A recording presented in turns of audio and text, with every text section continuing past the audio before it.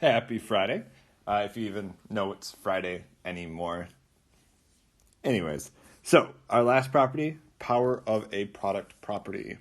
So, if we look back at the old notes yesterday, just kind of reminder, if we have the same base and we're multiplying them together, then we add the exponents. So 2 cubed times 2 to the 4th is 2 to the 7th. Or if we have one base and it's a power to a power, then we multiply those exponents. So 2 cubed to the 4th is going to be 3 times 4, 2 to the 12th. So then for today, it's when we're going to have some different bases inside, and then it be to a power. And like I said, we're kind of going to do what we did yesterday, and we're just going to distribute that power to it. So for example, if we have something like 6x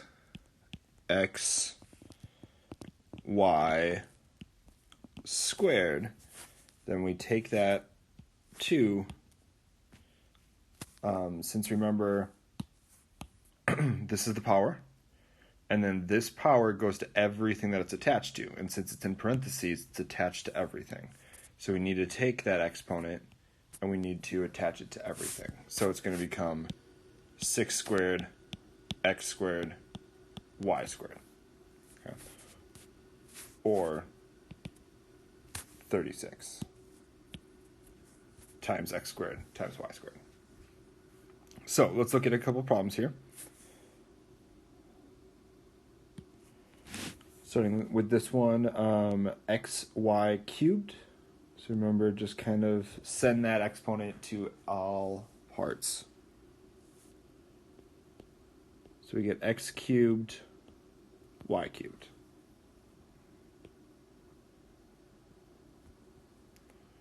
All right, go ahead and try those other 4 on your own. Pause the video.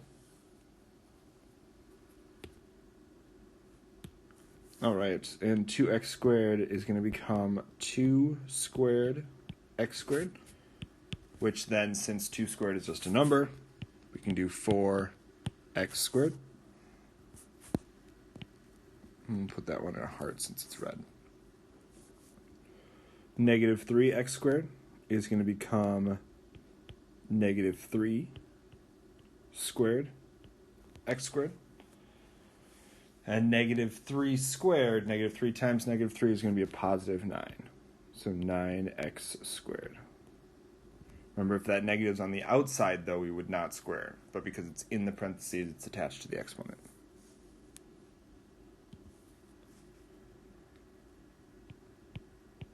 Four cubed, p cubed.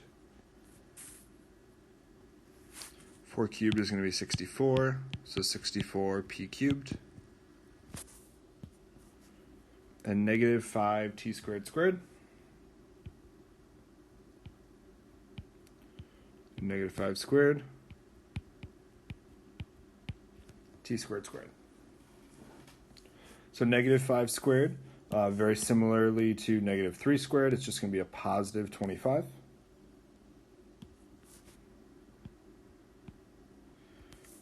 And our t squared squared goes back to yesterday's videos about a power to a power. So we're going to multiply these exponents 2 times 2 to make 4. So t to the 4th.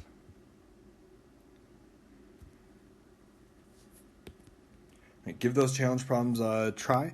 They are kind of putting everything that we've done over the past few days together. So see if you can get that done.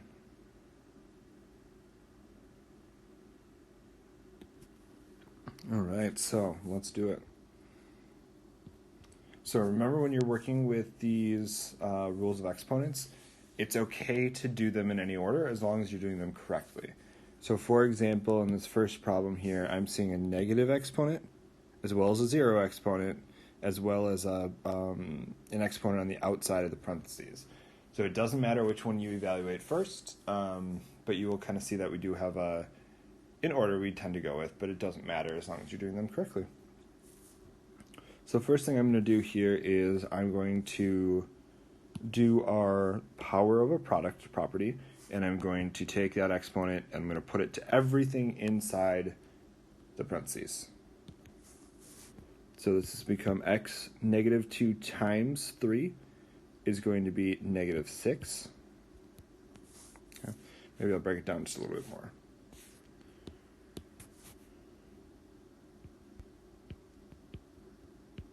So x to the negative 2 cubed and y to the 0 cubed. So then we have a power to a power, so negative 2 times 3 is going to be x to the negative 6. And 0 times 3, we multiply those exponents, become y to the 0. If we remember what negative exponents do, they flip it to the bottom of the fraction. So this is going to become x to the 6th on the bottom, because it flips down there with the negative.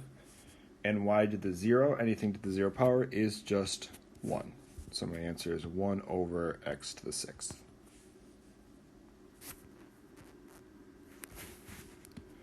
All right, and this last one, let's distribute that. Now I'm going to go from here, kind of skip writing out this step right here, and go straight to this step here. So when we have x squared y cubed to the 4th, we multiply those exponents. So that's going to become x to the 8th, y to the 12th, times, once again, multiply those exponents. We have 2 times negative 4, which is going to be negative 8. And then we have negative 4 times a positive 4, which will be negative 16.